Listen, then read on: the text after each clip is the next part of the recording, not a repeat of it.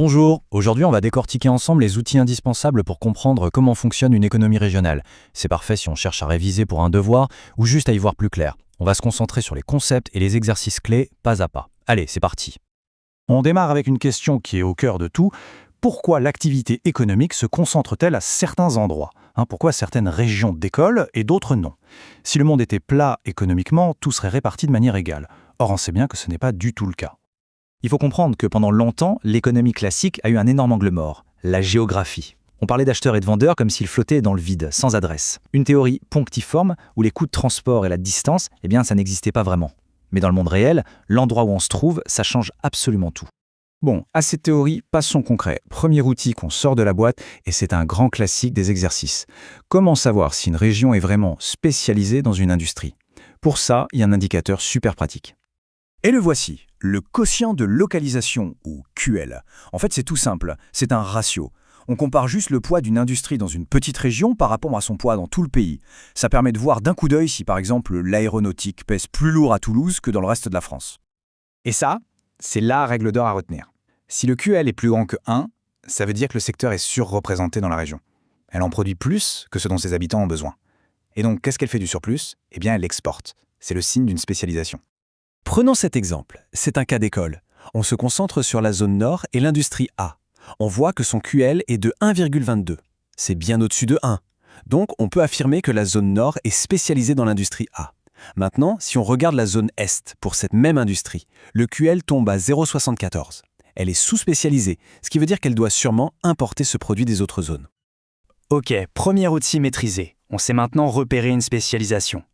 Mais qu'est-ce qui fait avancer l'économie d'une région ? Quel est son vrai moteur ? Pour comprendre ça, on sort le deuxième outil de notre boîte. Ici, l'idée est de diviser l'économie en deux parties. D'un côté, on a le secteur de base. C'est la locomotive, le moteur. Ce sont toutes les entreprises qui vendent leurs produits ou services hors de la région. C'est elles qui font rentrer de l'argent neuf. De l'autre côté, on a le secteur non basique. Pensez à la boulangerie et aux coiffeurs.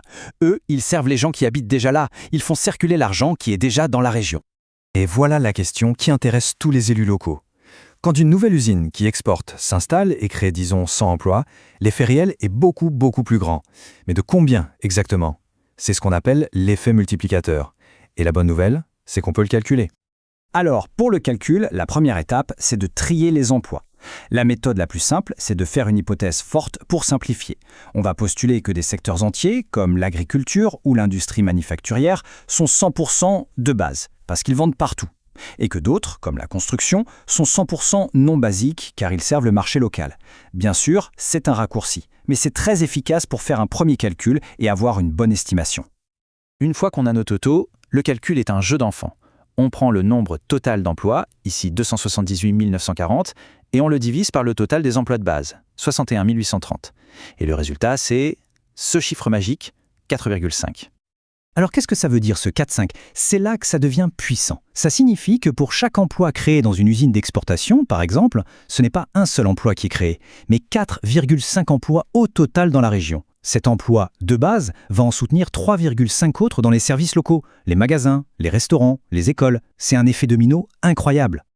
Ok, nos deux outils nous permettent d'analyser une économie qui existe déjà. Mais pour prendre un peu de hauteur, il faut se demander pourquoi cette structure s'est formée au départ.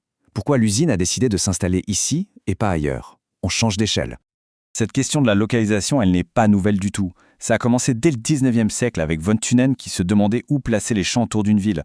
Puis Alfred Weber a appliqué ça à l'industrie au début du XXe. Et bien plus tard, dans les années 90, Paul Krugman a ajouté une pièce essentielle au puzzle. L'idée de Weber est assez intuitive. Il faut imaginer un triangle. Sur une pointe, on a la source de matières premières. Sur une autre, la source d'énergie. Et sur la troisième, le marché, les clients. L'endroit idéal pour construire son usine, c'est le point, quelque part dans ce triangle, qui va minimiser la somme de tous les coûts de transport. Et puis arrive Krugman, qui va rendre le modèle beaucoup plus dynamique. Pour lui, la carte économique du monde est le résultat d'un éternel bras de fer entre deux grandes forces. D'un côté, il y a les coûts de transport, qui poussent les entreprises à s'éparpiller pour être proches de leurs clients. Et de l'autre, les économies d'échelle, qui au contraire les incitent à se regrouper en un seul lieu pour produire massivement et à moindre coût.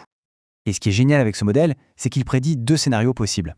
Premier cas, les coûts de transport sont très élevés, comme au 19e siècle. Alors cette force l'emporte, et les entreprises se répartissent un peu partout pour servir les marchés locaux. On a une économie convergente.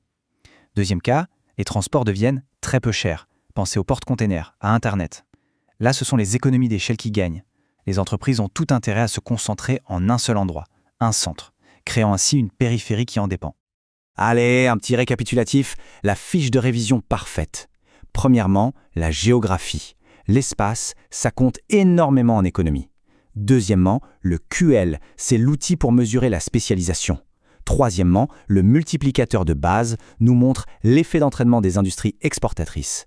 Et enfin, tout ça est le résultat d'un équilibre fragile entre les coûts de transport et les avantages du regroupement. On termine avec une question ouverte. Aujourd'hui, avec le télétravail, les services en ligne, le coût de transport de l'information est quasiment nul. Est-ce que ça veut dire que le modèle centre-périphérie est en train de mourir? Est-ce que le bras de fer de Krugman est en train de basculer de l'autre côté?